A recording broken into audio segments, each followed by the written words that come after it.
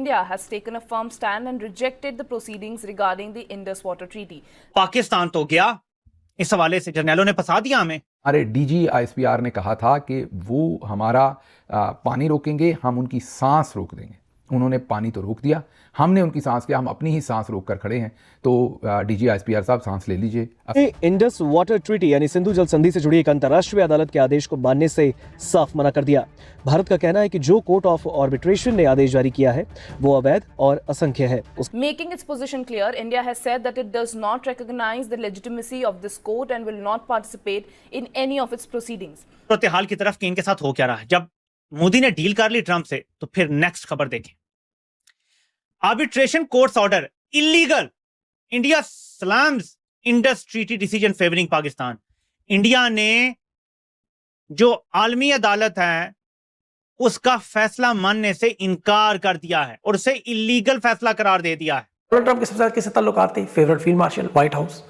मतलब अब आप सारा नेक्सस देखें, आपके सामने आ जाता है, सारी चीजें जुड़ी हुई हैं। तो यानी कालादम तंजीमों से लेके, उनके नेटवर्क से लेके, पूरे नेक्सस से लेके पीछे कौन नजर आता है, बाहर उधर ही आ जाती है। लेकिन वो कहते हैं ना, इंसान एक चाल चलता है, एक अल्लाह चलता है, और कामयाब अल्लाह की है। अब आ गए हिंदुस्तान बीच में, अब तो वो जायज नाजायज बातें या तो वो उस लेवल पे माननी होंगी। According to a report, the Indian government stated that since India has suspended the Indus Water Treaty itself, it is under no obligation to respond to any institution created under the treaty. The scheduled hearing is currently taking place at the Court of Arbitration at the Peace Palace in Netherlands. Legal करार दे दिया है। अब यहां से आपने situation को, सारे dots को जोड़ना है। मोदी से दोस्ती हो गई, मोदी से ट्रेड डील हो गई, मोदी बेस्ट फ्रेंड हो गया, मोदी की सारी बातें अच्छी हो गई, पाकिस्तान का जिक्र ही नहीं है कहीं भी।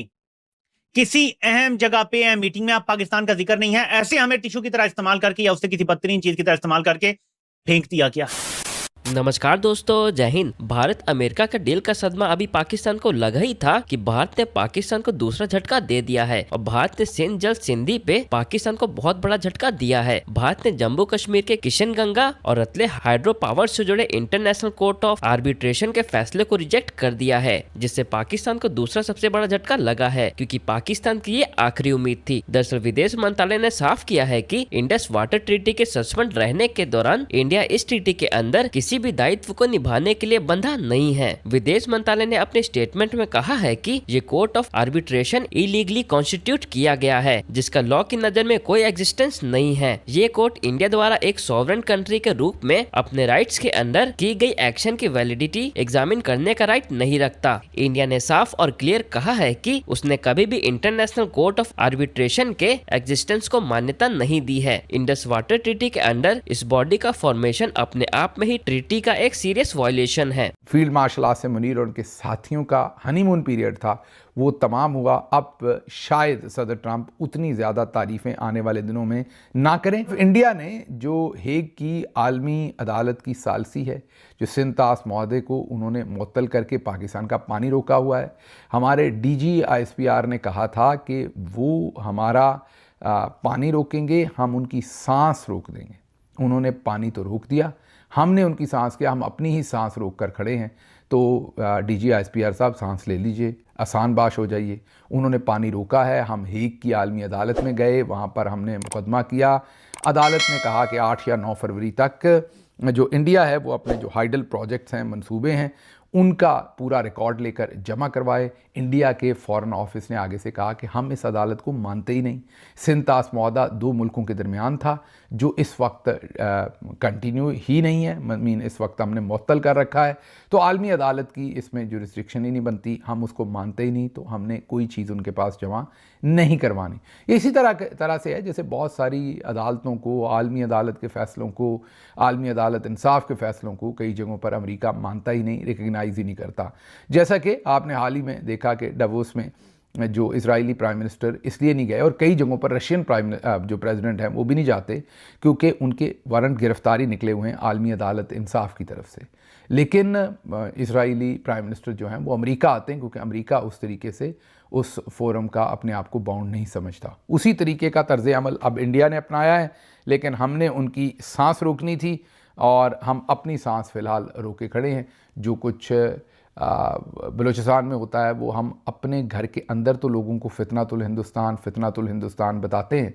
मैंने उस दिन भी कहा था, ना डिमार्च करते हैं किसी इंडियन एम्बेसडर को, ना एम्बेसडर्स को इस्लामाबाद में बुला के सबको ब्रीफिंग देते हैं, ना यूएन के ऊपर कोई रखते हैं सबूत, ना आलमी अदालत इंसाफ के अंदर या क्रिमिनल कोर्ट के अंदर जाकर कोई भी हम वहाँ पर चार्जशीट करते हैं इंडिया को, ना ही कोई और ऐसा मेजर काम, और ना ही हमारी एजेंसीज़ जो हैं वो उस तरफ कोई काम करते हुए नज़र आ रही हैं। हाँ, ये है कि इंडिया की दरिंदर मूवी जो है वो हम यहाँ बंद कर देते हैं, गाने शाने बंद कर देते हैं और ऐसी चीज़ें। हाँ, जो मरीम नवाज़ साहबा और उनके ख़ानदान ने अगर इंडियन डिज़ाइनर्स के ड्रेसेस पहने हैं तो उसके लिए हमारे एयरफोर्स के और दूसरे जहाज़ जो हैं वो आसिम मुनीर साहब और उनके साथी बाहम प्रोवाइड करते हैं ताकि वो सप्लाई जो है वो वहाँ से बंद ना हो सके। मीनवाइल जब ये सब कुछ हुआ तो इसके साथ ही 1 फरवरी के शुरू में एक कॉन्फ्रेंस हो रही है अमेरिका के अंदर, और ये क्रिटिकल मिनरल्स के ऊपर हो रही है, और उसको होस्ट कर रहे हैं मार्को रूबियो। एक आला सतह की कॉन्फ्रेंस है ये, वहाँ के वज़ीर ख़ारजा उसे होस्ट कर रहे हैं। उसमें इंडिया के वज़ीर ख़ारजा को बुलाया गया है, और वो जयशंकर साहब जो हैं वो मेरे ख्याल रवाना भी हो गए अमेरिका के लिए। हमें नहीं बुलाया गया, हमें बस चांपें खिलाई गई थी, उसके बाद हमें कहा कि छुट्टी करें। हालांकि वो तशरी में हमने रखे थे सारे जो सौदा सुदा अपना बेचने गए थे। अमल वली कह रहे थे कि दुकानदार लग रहे थे हम बड़े आला पाए के, और उसके बावजूद हमारी बात नहीं बनी, हमें नहीं बुलाया गया, इंडिया को बुलाया गया। वापस सूरत हाल की तरफ कि इनके साथ हो क्या रहा है। जब मोदी ने डील कर ली ट्रंप से तो फिर नेक्स्ट खबर देखें। Arbitration courts order illegal, India slams Indus treaty decision favouring Pakistan. India ने जो आलमी अदालत है उसका फैसला मानने से इनकार कर दिया है और उसे इलीगल फैसला करार दे दिया है। यानी सिंध तास मुआहदा इंडिया बहाल करने के लिए तैयार नहीं है। तो पाकिस्तान तो गया, इस हवाले से जर्नैलों ने फंसा दिया हमें। अब पानी हमारा इंडिया बंद कर दे और अगले 4-5 सालों में वहां डैम भी बना ले, अपने लिए अच्छी स्टोरेज बना ले, तो पाकिस्तान को तो आगे उसने ड्राई कर देना है बिल्कुल। कश्मीर हम बेच चुके, तय कर चुके कि हमने अब कश्मीर पे बात नहीं करनी, ठीक है। हालांकि हमारे पानी वहीं से आते हैं, हमारे लिए वो शहर है। हम अगर कश्मीर ले लें तो हमारी बहुत सारी बचत हो जाती है, पानी का बड़ा कंट्रोल हमारे पास वापस आ जाता है। लेकिन हमने कश्मीर का भी सौदा कर दिया। अब भारत ने सिंध तास मुआहदा मुअत्तल किया, साल होने वाला है, ये मुआहदा मुअत्तल है, साल होने वाला है, 2-3 महीने रह गए, साल पूरा हो जाएगा। हम वो मुआहदा बहाल नहीं करवा सके, बल्कि भारत अब इतना बोल्ड हो गया कि वो आलमी अदालत का फैसला भी, आलमी सालसी अदालत जो है उसका फैसला मानने से इनकारी हो गया है, उसको इलीगल करार दे दिया है। अब यहां से आपने सिचुएशन को, सारे डॉट्स को जोड़ना है।